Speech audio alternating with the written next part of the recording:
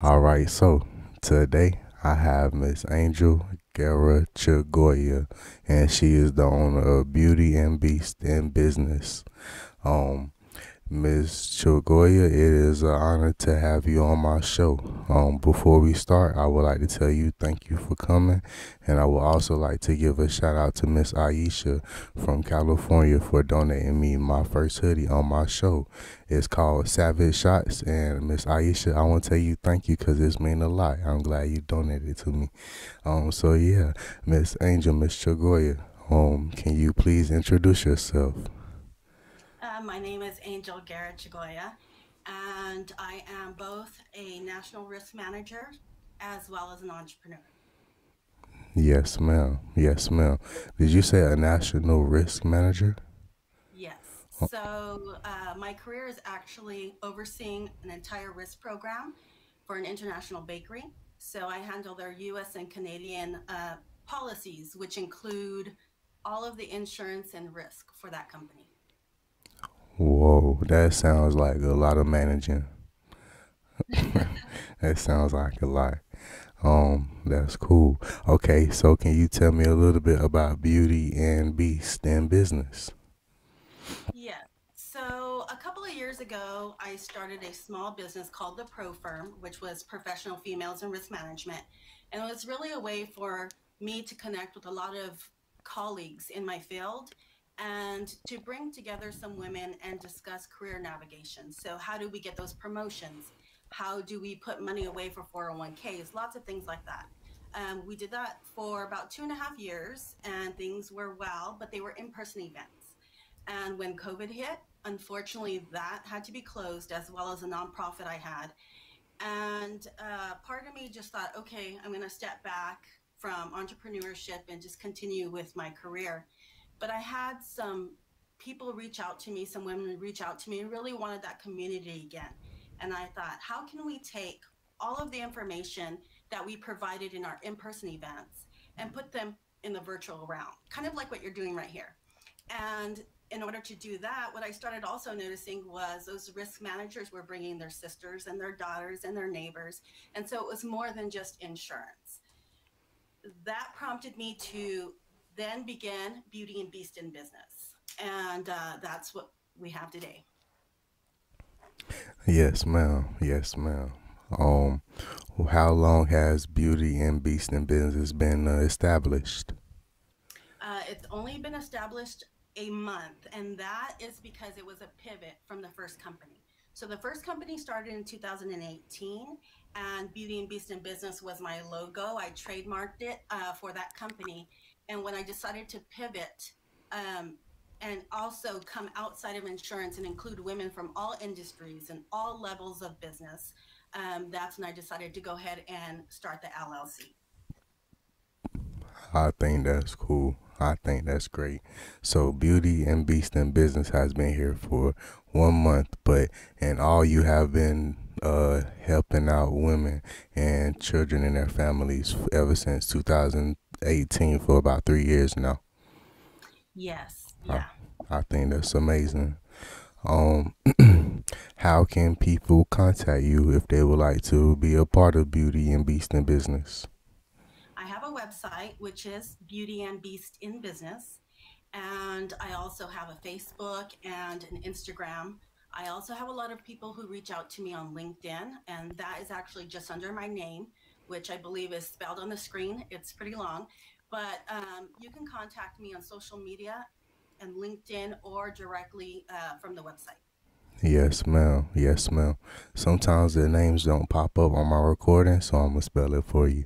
Her name is Angel space Guerra hyphen Chagolla. If you cannot see it, um, my next question for you is what are the plans for Beauty and Beast in business this coming 2021? I'm really excited because on January 1st, I launched my very first digital publication, which is a magazine type of forum and something I'd never done before. I kind of got the idea in October, and started running with it in November, got it together in December, and launched it on the first of the year. And so I'm hoping that through 2021, these quarterly publications are going to grow. They include voices from businesswomen across the US. My first one actually had a businesswoman from Sweden, and I had a businessman from Canada. So really, it's about providing that guidance, those tips, those tools, that discussion for people who are looking to navigate their careers, who are working a day job and trying to go to college, who are trying to get the next promotion, or even trying to be an entrepreneur. And so, having those in person events was a beautiful thing. You build a sisterhood, a community.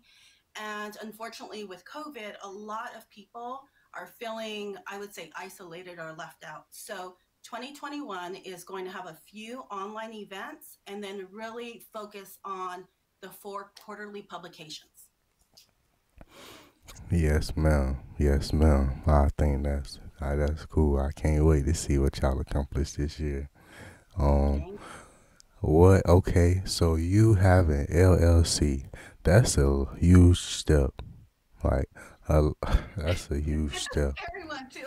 I'm gonna be honest with you. I mean, I have a degree in business, and I handle large business for my career. But stepping out onto my own and starting an LLC, it was a little scary. And especially from the small, I had a nonprofit, and then I had a small business for a couple of years as a sole proprietor.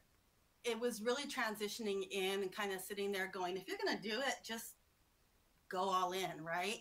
And part of my business, part of my mentorship is really based on risk and risk navigation.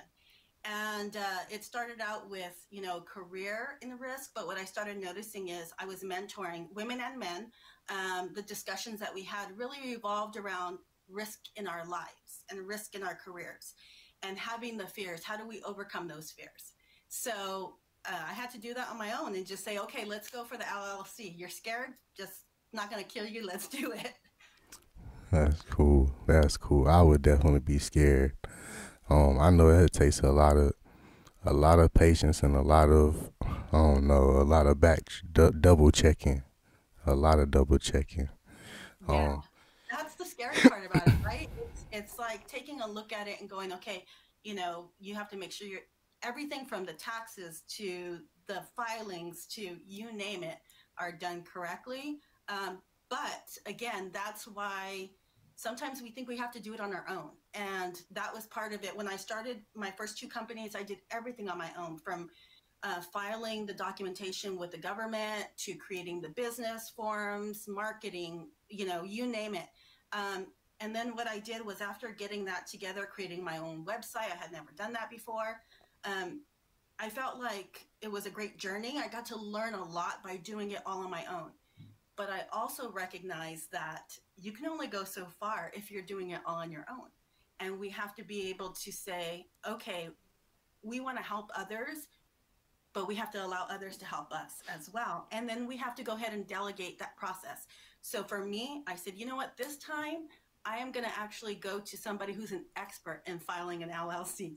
And I'm going to pay them to do that, or I'm going to go to somebody who's an expert in bookkeeping and, allow them to do that. So everything that I'm kind of doing right now is a first for me. And in doing these things side, throughout the business, but really it's also recognizing that as much as I'm putting myself out there and telling people, let me help you navigate, let me help you with your career, let's do this resume. I want to support those people around me so that they're successful. It's allowing them to assist me as well. yes, ma'am. Yes, ma'am. All right. So, Miss Angel, my next question for you is, whenever you got your LLC, well, I'm gonna ask for some advice. Okay, so there are some people out here who would like to start their own business, but they might not have a degree in business or in finance and stuff like that. So, do you recommend anybody anybody out here in the world to, if they want to start their own business, to just jump into it, or do you think they should go to school first? No. So there are so many entrepreneurs out here who are amazing. They're killing it. They're successful, and they don't have degrees in business.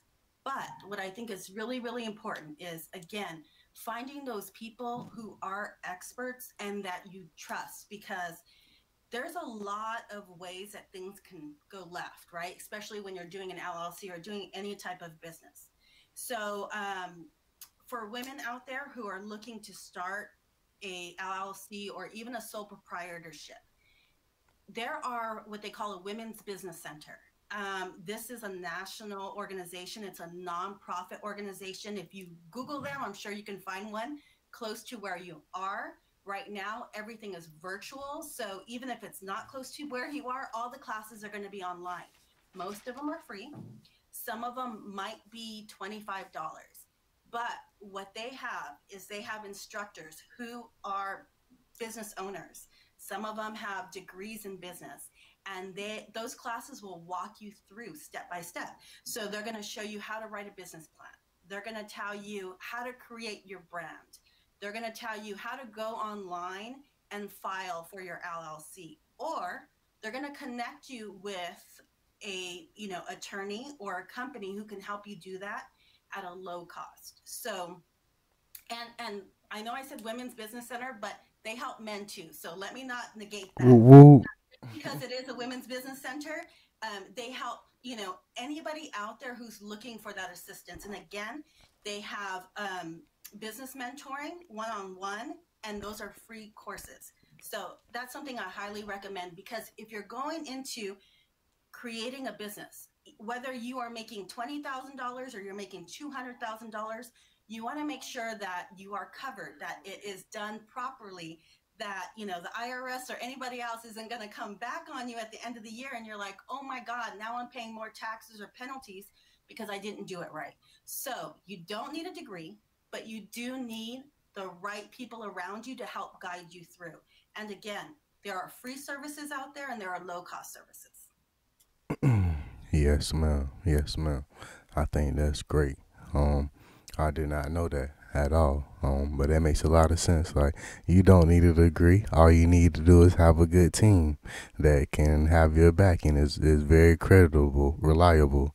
Um, my next question for you is, okay, what is a sole proprietor? Okay, so a sole proprietor is one person who has created a business. So you have income. It might be consultant, it might be an Etsy store. It's something like that, but it's only one person. There's no employees, there's no partners, there's nothing else. So when you're creating a business, there's lots of different levels. That's a sole proprietor. Then you have a partnership. That means that there's two people that have come together and they've started a business together. You also have the next level, which is called an S Corp. That's one person, but they're doing a little bit more business on a higher level, and they have different protections on insurance. So if you're a sole proprietor or you're a partnership, if somebody sues you, unfortunately, if you don't have insurance, then you can be in a lot of trouble, because that suit comes to you, which means if you own a home, if you have a car, any kind of things that you have, they can come after. If you have an S Corp or a C Corp or an LLC, that means that that business is kind of, it's working on its own and you are running it, but it also has an insurance, which means if somebody sues you, they're suing the business as a whole and they're not suing you personally. So they can't come after your home, they can't come after your personal belongings. Man, I've never heard that before. That makes a lot of sense. That makes a lot of sense. Mhm. Man, that was a jewel. That And the one other thing that I would recommend is, if you have a business, and it really doesn't matter if you're doing consulting, if you have an Etsy store and you know that you're making, $20,000 or more, something like that. What a lot of people don't know either is you can go online and you can get a $1 million insurance policy for general liability business for less than $40 a month. That means that's a huge coverage, especially if, let's say, I know people who have small businesses and they do lawn care, right? Or they have they're a contractor and they go into houses and they're cleaning houses. And whatever it is, there's always a liability that somebody is going to say you didn't do what you were supposed to do. And so to insure yourself and to have, an insurance policy like you would for your life insurance, your auto, your home, having a business insurance policy is really, really important. And you can have a very good policy, like I said, for $20, $30 a month. I think that's cool. I think that's great. Um, May I ask, what are some things that you found out later on in the business world that you wish people would have told you when you first started out? That, having a group of people that you trust to help you with the filings is important. Um, it can be done, and people do it all the time, but it's time consuming. And if you don't have a knowledge of, I would say, like legal documents, when you're reading through them, they can be very confusing if you don't mark a box or you forget to put a date or whatever it could be. That can cause problems later on. So I wish that somebody would have sat with me and said, you know what, make sure that you have that $30 insurance policy. Make sure that you find nonprofits that can help you build a business plan.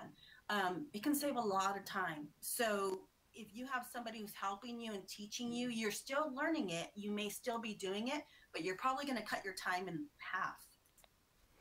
Yes, ma'am. Yes, ma'am. I think that's some great advice.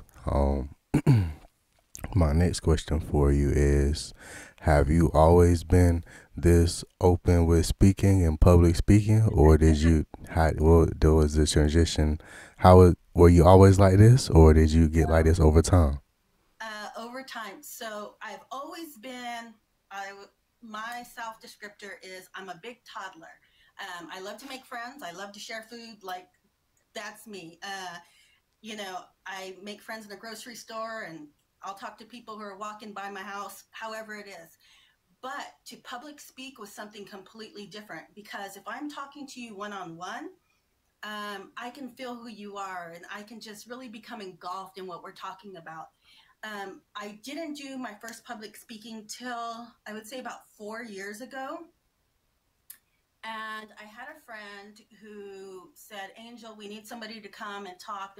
We have a conference, about 250 people, and I think you would be perfect. And I said, nope, not going to happen. I'm not doing it. It's not for me, right? And over about 2 weeks, she kept reaching out. She was like, I think you would be great. I think you would be great. And I made a promise to myself 5 years ago that I used to be kind of introverted in these things. And I thought, you know what? If it doesn't kill you, it's going to make you stronger, right? Even though you're afraid of it, if you don't do it, you're always going to be afraid of it. So 5 years ago, I said, you know what? I'm going to start getting out of my comfort zone.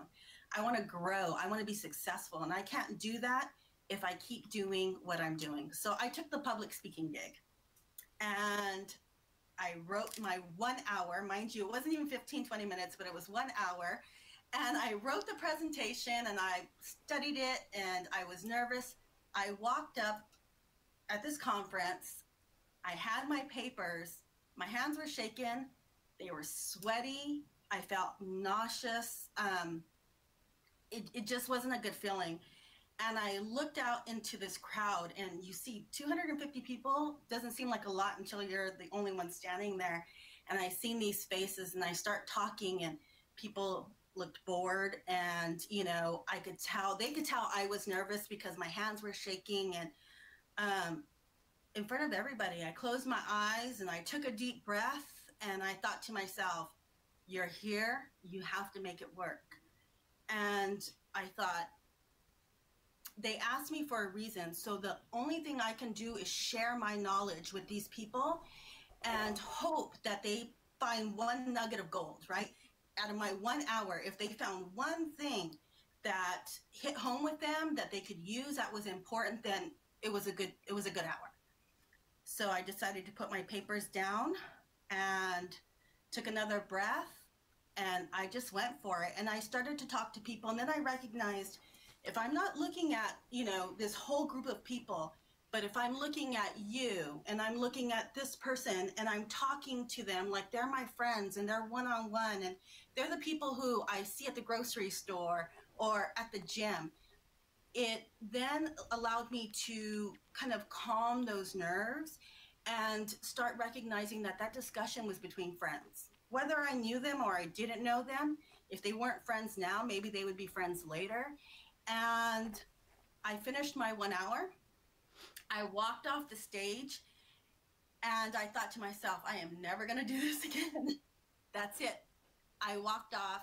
About 30 minutes or so later, I had a couple of people come to me and they were like, oh my God, that was so good. You said this and it hit home, or this was really important to me. And, you know, even though we were talking about work and what we do, but I really made it a discussion on how we help other people, how we show up and we be amazing at what we do by recognizing that when we wake up in the morning, our thought process is, I'm going to go to work today and I'm going to be of service to somebody else. Well, I started to get emails and people liked it. And so I slowly kind of put myself into that position where I was accepting speaking gigs. I was, accepting these positions to go into these conferences and to teach people what I knew. And lo and behold, I decided that I really loved it. It's still nerve wracking. I got onto this call with you and my stomach was still in knots and my hands were sweaty. But then I got to a point where I started to recognize we're not alone. This is a connection, and why not do what I love to do, which is meet new friends. That's the greatest way to step into any situation that's new. We're about to be new friends. That's amazing. Um, I need to take all of the tips that you just said because, like you said, beginning of this interview, I'm still nervous now. I might not show it, but definitely, I'm nervous for every interview.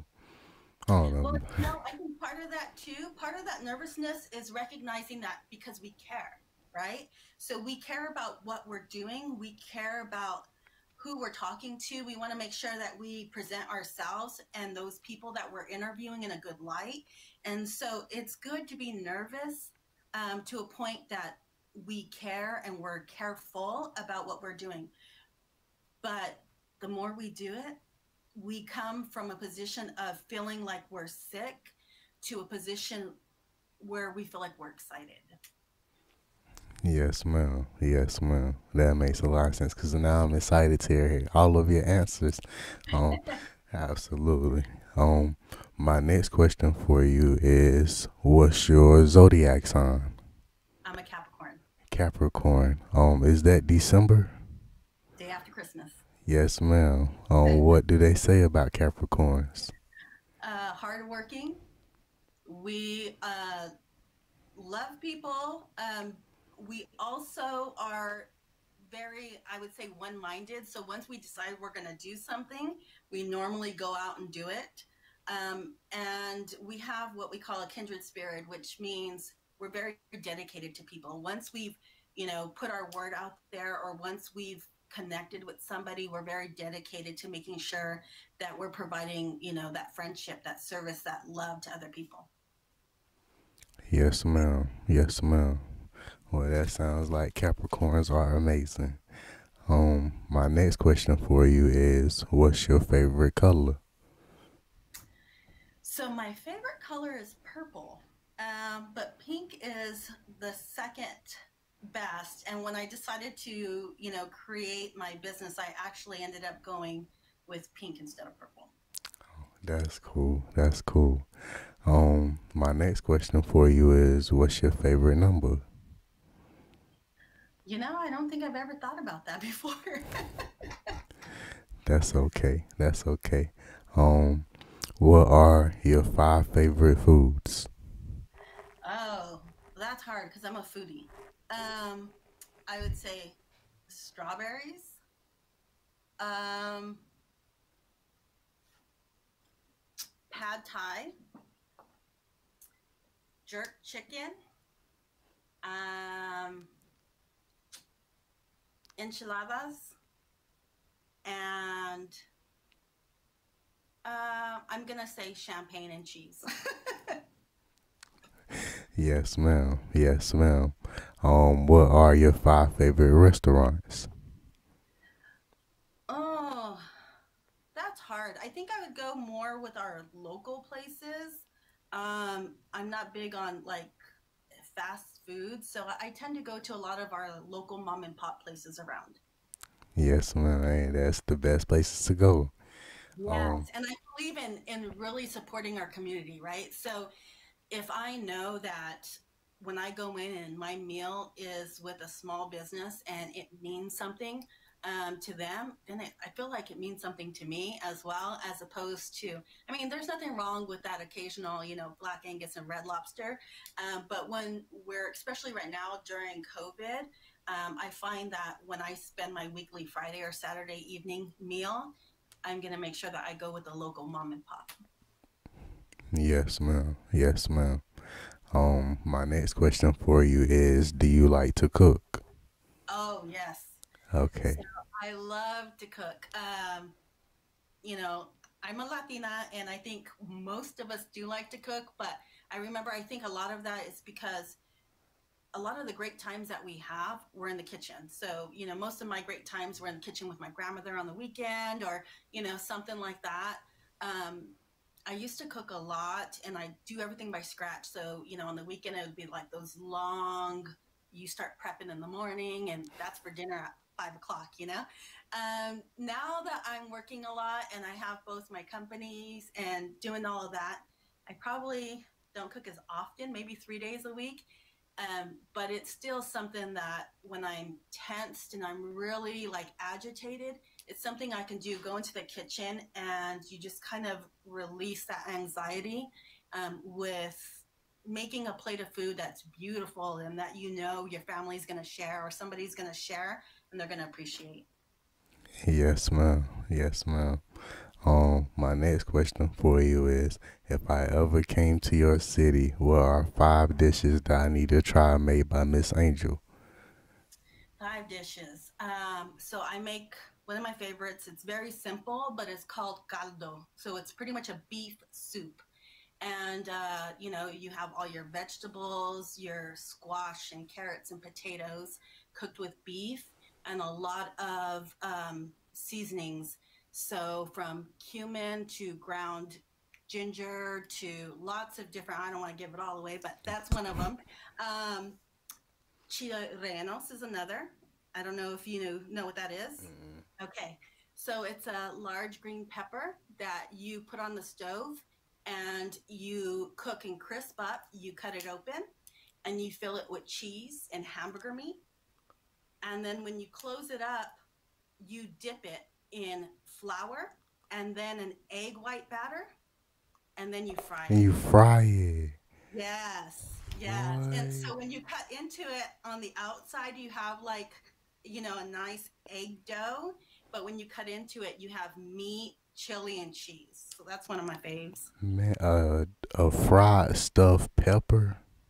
Yeah, yeah. But it's What? not like a green pepper. It's like a chili, like a long chili.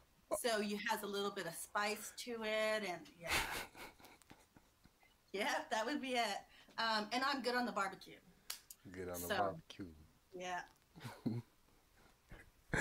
I've never. Can you say that one more time? I won't never. I probably can't never repeat it, but I can type it. chile relleno. Can you spell it? I gotta look this up. Can you spell it for So me? Chile, and then the second word is Relleno. So if you have a Mexican restaurant anywhere near you, I'm sure one of them will make that, and it's a must try. We don't have any Mexican restaurants around me, but we have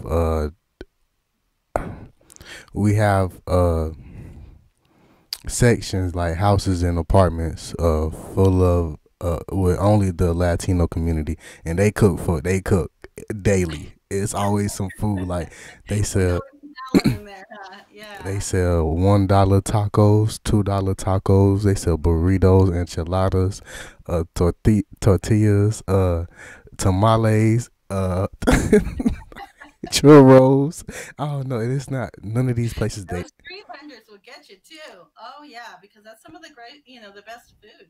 Yes, ma'am. They don't have. It's not nothing with any words on it. It's just houses. It's you gotta go. You gotta know the right people to go know which house to go into. But I'm pretty sure they can. Can you say it again? Chile relleno. Chile relleno. I Hmm. can't say. So your double L's are like a Y. Okay. Okay. Relleno. Say it one more time. Relleno. Okay. Chile relleno. That's it. Your double L's become a Y. Uh huh. Okay. Okay. Okay. I've been. This is embarrassing. I've been trying to learn Spanish on YouTube. I started last week. Well, I took it in high school, but it's not the same. But, it's not. And I'll be honest. So I'm a Latina, but I wasn't raised with Spanish, so I had to take it in school. And then, and that was many, many moons ago. I will tell you that when I was in high school. And then as if you don't use it, you lose it. But I'm gonna send you a link. There's a free app on the phone somebody actually introduced me to, and I love it. You go on and you can set like I only want to do 10 minutes a day, or I want to do 15 minutes a day, and it's like these little games that actually it kind of refreshes and it puts those Spanish words and allows you to make those sentences in your head. And you're like, oh my god, I knew it was in there. Like I'll send you the link. Is it Duolingo? Yes, that's it. I'm on it. I'm on it. That's what I downloaded Duolingo and I look. Well, I downloaded Duolingo, but then it looked so simple. I was like, "There's no way this is going to help me." So instead of going to the beginner, go to the intermediate. And the intermediate one, it'll pick it up and you'll start to see the difference. Okay. Okay. So you know exactly what I'm talking about. That's cool. Yeah. That's cool. I yesterday I had a whole section of notes and everything on my in my notebook. I typed in easy Spanish for kids. But I was learning though. I was learning a lot. I learned a lot, but I need to get on Duolingo because I do have the app already set. And then they Yeah. have 1,000. Go ahead. No, I was just saying it's pretty amazing. So yeah, I think it'd be a good tool. And they have 1,000 languages. I really love that. I love it, and they have different types of each language. Like I think that's awesome. Yeah. All right, so Miss, that's cool. You're the first person on my show to talk about Duolingo. That's cool.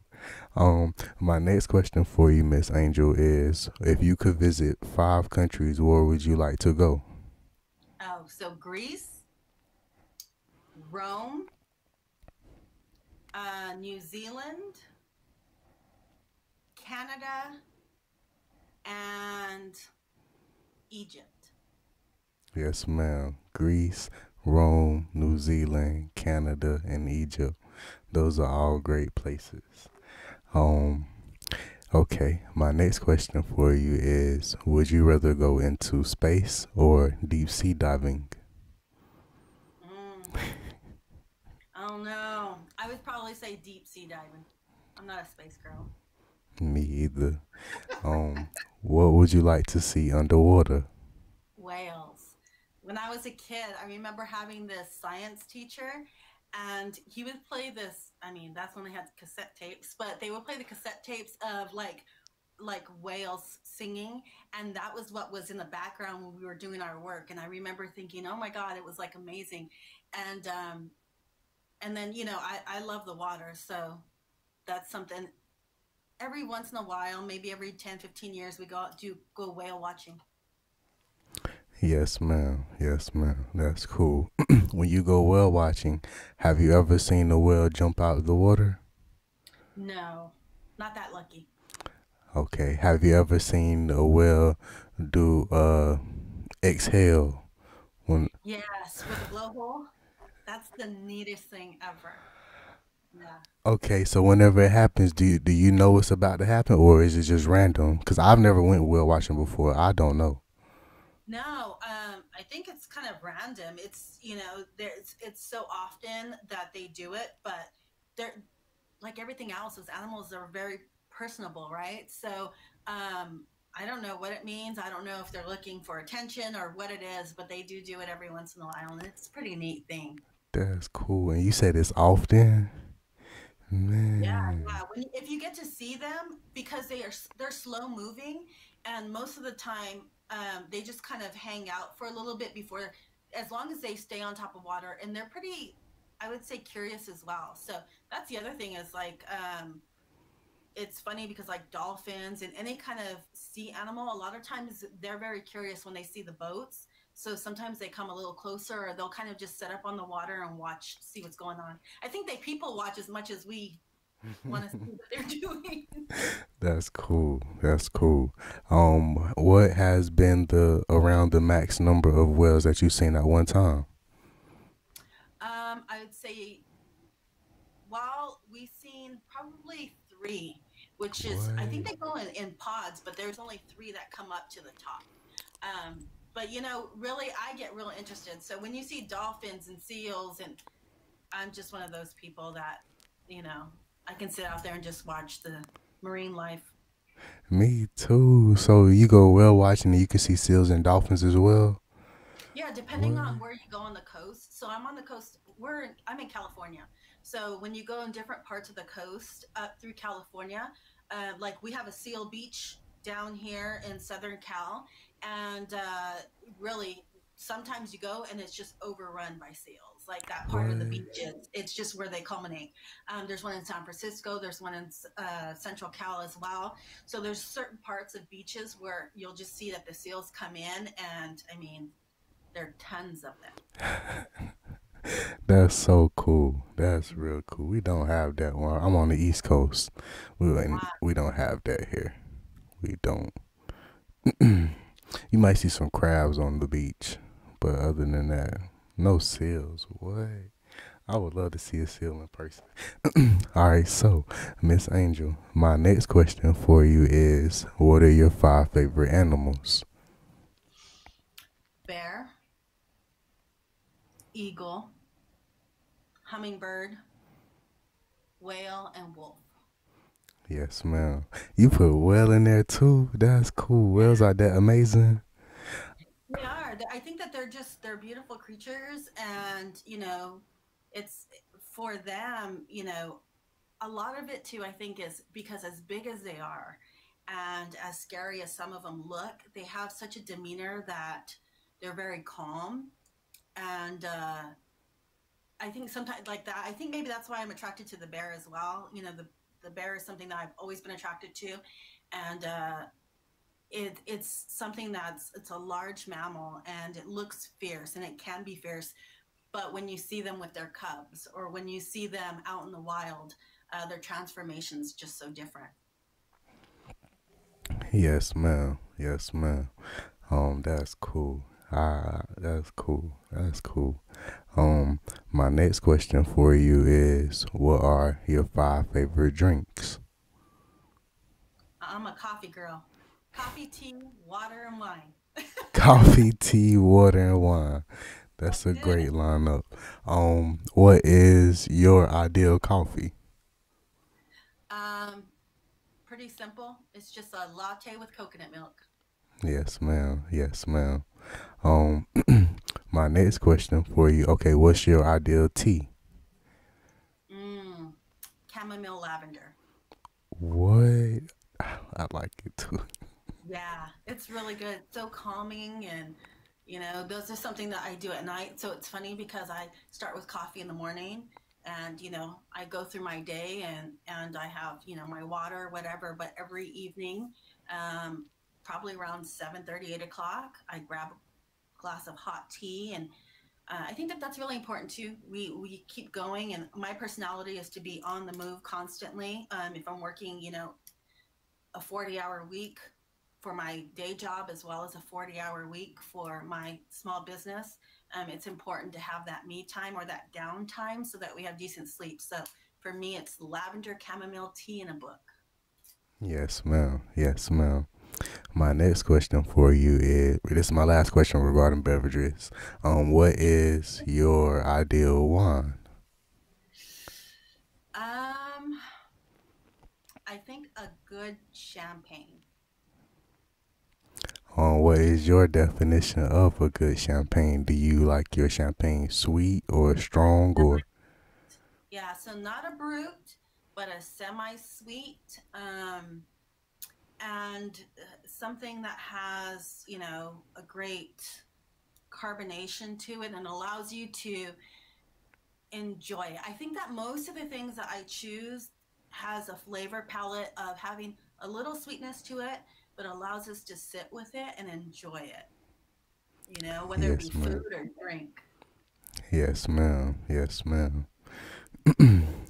That sounds good. So Chile, real, real, real, You know, real. remember why, It's a Rayanne? why. Yes, ma'am. I'm gonna learn it. I'm gonna learn it. I'm gonna get it, especially with Duolingo. Now that I have somebody who recommended, I'm really about to get into it now. Yeah. Um, I'm gonna get it though. Hopefully, we have a part two. You can be like, man, we might speak the whole interview in Spanish. My next question for you is, okay, do you like to go shopping? Yes, I love to shop. But I am one of those people that shops for everybody else. So like when I go out, let me just put it this way. I start Christmas shopping in January, because yeah, I know I'm a weirdo. But it started with necessity, right? I'm honestly, let me be honest. It started with necessity. When I was young, and I was a single mom, it was like, okay, how do we have that Christmas that we knew I couldn't afford, right? So every paycheck, I would take out like $10 or $15. And starting in January, that's where all the jackets clearance, right? And so I would buy up the next size and put it away. Come February and March, you had other things that would clearance out. You had toy clearances. And so paycheck, I'd go and get a $10, $15 thing and mark somebody off the list. So I really started that habit, and I've had it for so many years that it's something I do. I have a list of people, and if I'm out shopping and I see something, I'm like, oh yeah, that reminds me of so and so. I'll buy it and put it away. Yes, ma'am. Yes, ma'am. That's cool. I need to take on that as well. And you know what? I'm going to tell you something. It will give you a peace of mind and heart during the holidays because, during the holidays, it becomes stressful, right? You're like, oh my God, I have this or I have that. And, I have so many people to buy, or, it just becomes very stressful. A time that's supposed to be, I think, of love and kindness becomes highly stressful. And so, if you can take that on, even if you have a list of things or you see something and you're like, oh, yeah, I'm going to buy that, I'm going to put it away. What happens is, come October, you're looking at your list and you're like, oh, I only have two more people, or I only have this many people. So, come December, when everybody else is like, Going crazy. yes, you're sitting at home with hot chocolate and your feet up with Netflix and you're ready to go. So you're like actually get to enjoy the holidays. Yes, ma'am. Yeah, that makes a lot of sense too. Yeah, I would love to do that. I think I'm gonna do that starting now because in January you can get your sweaters and your jackets on clearance and your summer wear, and then during the summer I can get my the rest of my winter wear out for shopping. Yeah, that's when it's on clearance too. That make a lot Yeah. of sense. And sometimes during the winter, like during Christmas time, you can't find summer clothes for people.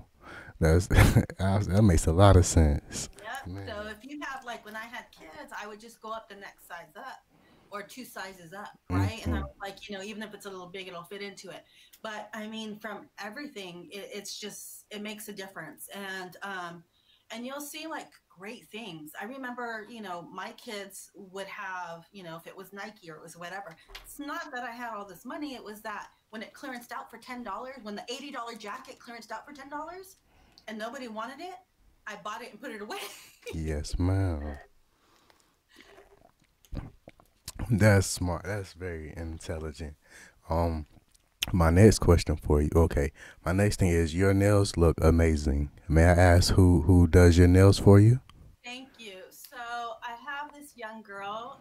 She's on Instagram. It's called Jelly Nails, Jelly Nails. And I found her online, and she is amazing. So I want to give her a shout out. And I really think that it's one of the things that I feel like I give myself that perk, because I'm constantly on the go. And then I have very big hands, as you can see. So I'm like, at least if I put some nails on, they look a little feminine. Yes, ma'am. Yes, ma'am. Do you ever change your nails color and size and shape, or do you usually keep it the same every time? No, I'll change them. And so I was always one of those people, even when I was young, that you never knew what I was going to have on, what color my hair was going to be, what color, makeup I was wearing, because I felt like that was the way that I kind of created my personality, right? I love color. I I just love to be outgoing, and so those were my ways of being who I was. When I came into the business world, I remember even signing a contract with somebody that said I would keep my hair natural color. There were a lot of, let's say, in the box things that I had to do in order to be successful in the business world, because as we know, whether or not we like it, judgment comes, right? And people look at what we're wearing, how we're dressed, are we professional, all of those different things. And so um, when I started to leave my hair natural color, then that was really when I said, okay, well, my jewelry, so if you'll see, I have two pairs of eyeglasses right here, but let me see. These ones are floral and those ones are pink. So there were little things that I started to create that, my jackets, I would have certain pieces that would stand out. So if I went to conference, it would be a jacket, my nails, and a pair of eyeglasses or something like that. So it was really trying to figure out, how do I still feel comfortable in my own skin? How do I still keep my personality, who I am, and still fit into that business world, that business realm? Yes, ma'am. Yes, ma'am. Um, my next question for you is your brand, Beauty and Beast in Business. I see you have your shirt on right now, which I think is Sure. perfect. Do you have any other merchandise for anybody else who, if they would like to shop with you? So I have a coffee mug. It says Beauty What? and Beast in Business. I have a pink shirt as well that says Spiritual Beauty Powers This Beast. And I have luggage tags. You can find those online on my website. And I just want to give a little background to what Beauty and Beast in Business means, because I've had a lot of people feel like, somebody told me, well, if you're the beauty, then, are you saying that so and so is the beast, or how does that play out? And really, when I came up with Beauty and Beast in Business, it was because um, throughout my career, throughout my life, how I felt, how I was perceived, and also the way I've seen other women perceived was in two buckets. So they were either the pretty face that people didn't really think they knew much, or they became very strong in their roles and their careers. And so people would be like, oh, I don't want to work for her because she's a beast. Like, she's just like knocking things out. And so I felt like being in one of those two buckets wasn't fair, especially when we have both of them. And we had to learn, and I had to learn really to look into myself and find both my inner beauty, right? Because I also don't fit that profile of what a lot of people think may be beautiful or maybe businesslike or whatever it was. Um, so I had to find that in myself. And with that, I found was inner beauty was kindness. It was the love I gave to other people. It was how I felt.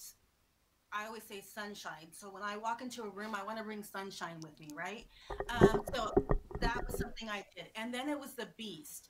And for me, that's the inner strength. That's the inner perseverance. That's the ability to overcome barriers and to get to that next level, or just to overcome, whether it's career or life. We all have those things where sometimes we just want to lay in bed and we want to pull the blankets over and we don't want to get up. But finding that inner strength in us to say, okay, no, we got to do this. We got to keep going. And when we balance them together, that's when we become the best of us. That's when we become successful. That's when we can navigate, because we can walk into the business world and we can be kind to people and we can attract, because business is really built on know, like, trust. People have to know you, they have to like you, they have to trust you. And if they don't have one of those things, they're not doing business with you. But the business world and life itself also has some very tough things. So people may try to take advantage of you, or they may not think that you're knowledgeable. And sometimes you just got to fight for that position or that career that you want. And so you have to have that inner strength as well. And that's where Beauty and Beast in Business really came into. It was standing in my own strength, in my own knowledge, and then looking out at the people around me. And I say, whether you're a woman or whether you're a man, we all have that. We have our inner beauty, our kindness, and we have our inner strength. And when we find those balances, great things happen. Yes, ma'am. Yes, ma'am.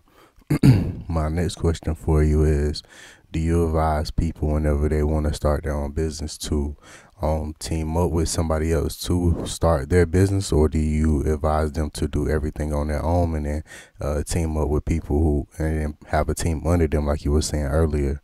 If that doesn't make sense, let me know. Okay, so do you mean like partnerships, team up with people?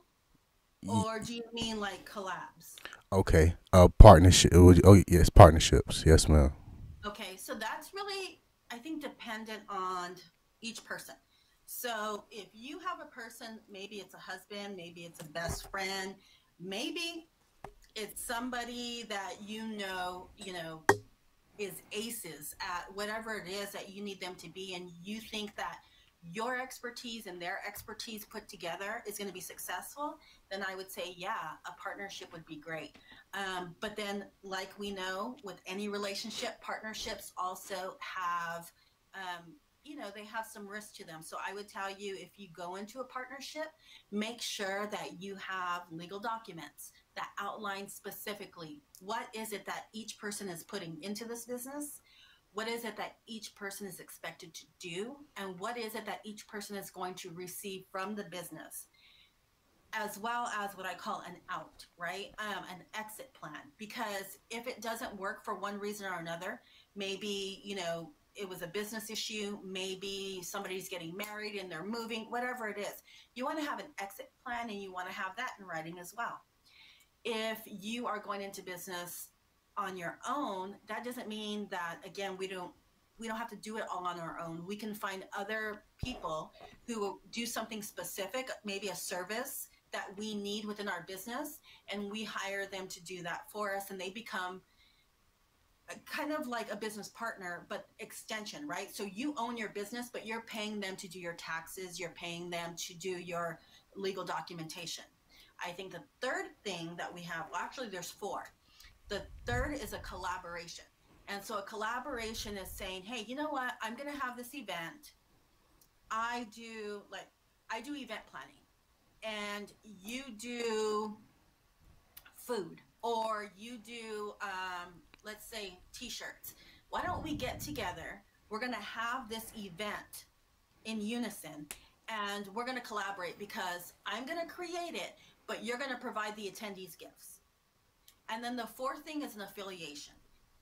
That's when I say, for instance, I buy all my glasses from a specific company. And that company says, you know what, Angel, we know that you buy glasses, you talk about it, you're sending referrals. What if I give you a link? And for everybody who purchases a pair of glasses from me, we're going to give you 10%. So that's an affiliation. I think that there's lots of ways for business people to do business together and to support one another. So I say a win-win-win, right? I'm winning because I'm getting something, you're winning because you're getting something, and the world is winning because they're getting something, right? So it's a win-win-win. Yes, ma'am. That's a great answer. Um, you literally gave me 50 business tips, 100 business tips so far in this one interview. I'm glad. This is amazing. All right, so Miss Angel, my next question for you is: you being a part of the Latino community, is there anything that you would like to say in Spanish to your Latino community? Um, just te amo mucho. And really, that's just, I love you. I love you very much. And why that's important is because I don't think that we say it enough. I don't think that we say it to other people. I say it to every friend I have when I hang up the phone. I say it to people I meet. And, if people can be out there preaching hate, then why can't we be in here preaching love? Absolutely, I agree. I agree. My next question for you is: what are your plans for the next 5 years, and what are your plans for the next 10 years? Oh, okay. So that's going way out there.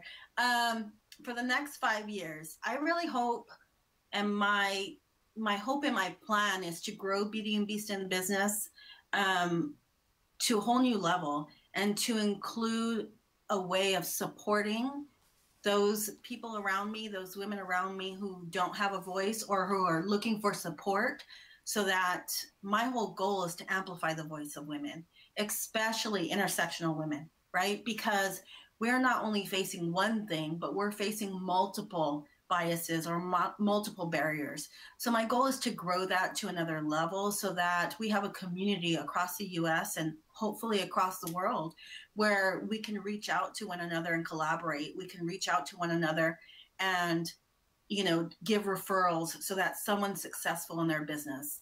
And what's really important to me, I've done it for many, many years, is making sure that we're reaching out to the next generation in high school, in college, those new career people who are coming in and giving them the tips, giving them the tools, giving them the expertise that they need to be successful.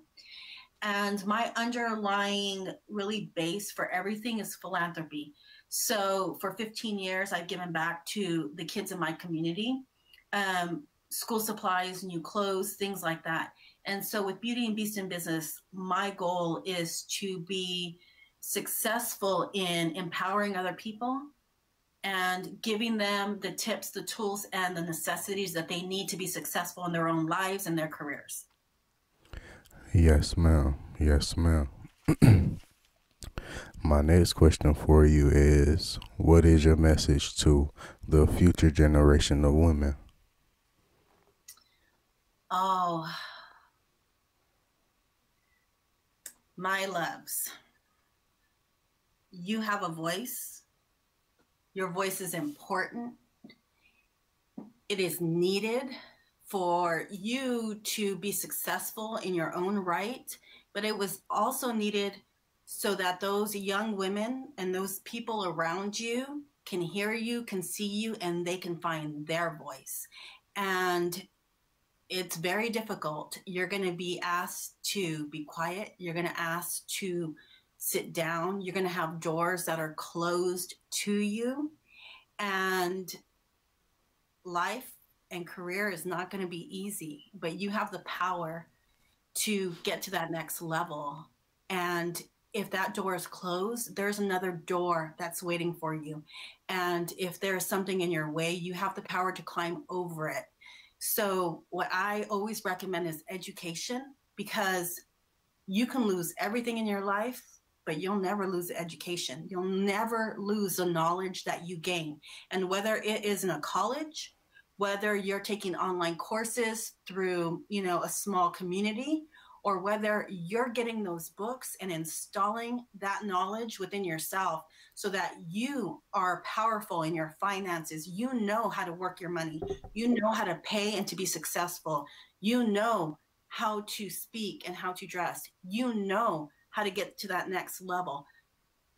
There's lots of ways to gain that knowledge, but nobody can take that from you. So that's number one. And the more you know, the more you risk, the more you try, the more that you succeed, you're going to be so comfortable in your skin that you're going to be able to walk into any room and you're going to be able to stand in your own voice and in your own shoes with your back straight and know that you're leading the way for the generation behind you.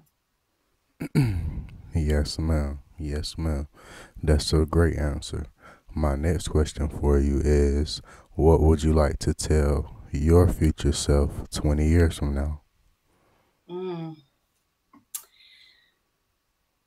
Take time to really enjoy where you're at.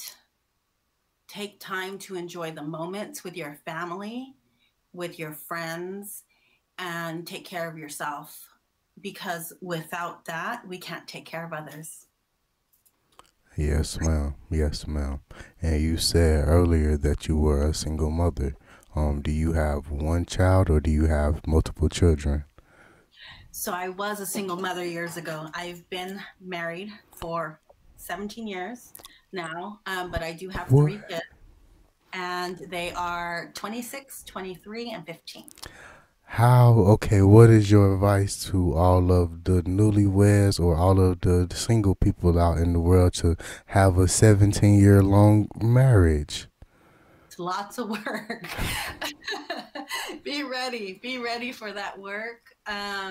But recognize that, um, that every relationship, whether it's your marriage, your relationship with your kids, or your career, every relationship that you have, always remember who you are, remember why you're there, and remember that when you give people what you want in return, that creates a beautiful, beautiful relationship. Yes, ma'am. Yes, ma'am. My next question for you is, what would you like to tell your children 20 years from now? What I would like to tell my children is the same thing I would really like to tell every child. And that is that you are loved, that you are special, that you have everything it takes to own your life and own your world. Yes, ma'am. Yes, ma'am. Um, what would you like to tell your husband 20 years from now? I would like to tell him that through every hardship and through every goodness, I've always loved him. Yes, ma'am. Yes, ma'am. Um, my next question for you is, are there any shout outs that you would like to make to your friends or to your family? Hmm. Yes. So, to my grandmother and my mother, who are very strong women and showed me what it is to be strong in yourself and to love the people around you, even those strangers, to do for them. That has been, I think, the one life lesson that I have built my life on. And I believe that I've gotten so many blessings in return because of it. To my children and my husband, of course, they are my world. And, in my career, I have met so many amazing women out there. Um, it started out with business relationships as service and product vendors, bosses, just people that I have met. And so there's so many out there, but if you know me, that I'm talking to you. I am thankful for all the friendships, the kindness, the kind words, um, because it's every time that I've second guessed myself, or every time I've thought, maybe it's not worth it. Maybe, I should just stick to my career and not really worry about the secondary business or the nonprofit. It's those people who've reached out to me or who've given me kind words that have reminded me that, what we do is not important just for us, but it's important for those people around us. So thank you. Yes, ma'am. Yes, ma'am. My next question for you is, okay, what would you like people to know about you before they go to your social medias? I'm pretty much an open book, whether that be good, bad, or ugly. it is what it is. So when you go to my social media, you're going to see maybe things throughout my daily life. You're going to see me giving tips and tools. You may see me, there's been a couple of times I've gone on and talked about shelters, and I'm in tears because I am an empath. So I tend to feel everything from people around me. And where many people think that that's a weakness, I don't. I think that that's part of my strength. And so when you go to my social media, you're going to see that. And what you see in social media is what you get. So people who know me in the business world know that it's going to be the same person they run into on the beach, at the park, at the library, or in the conference room. I am who I am. Yes, ma'am. Yes, ma'am. My next question for you is, how do you feel women are represented in the world? So that's a very hard question, because it kind of goes back to the whole beauty and beast in business, right? So it's the beauty and beast. The representations really depend on who's making them. And sometimes they're not that great, but I do see that over time there's an evolution. And, you know, we continue. So women's rights, we know, 100 years ago, we barely got the vote. And we're still in that House of Representatives and in Congress and, in the VP realm right now, Okay. trying to make that difference, right? Yeah, we're trying to make that difference. But what I think is really important is when we are representing ourselves and when we're representing the women around us, um, we remember that it's their hearts and it's their minds that we're looking at. And we remember that there is no right way, wrong way to be a woman, especially for the women out there. It's easy for us to tell men, okay, you know what? This is not right. This is not who we want to be. Don't look at us. Don't talk to us in a specific way, because we do want the respect. But part of what I like to say preach, or my mission, is actually also to women. When I say we are a sisterhood.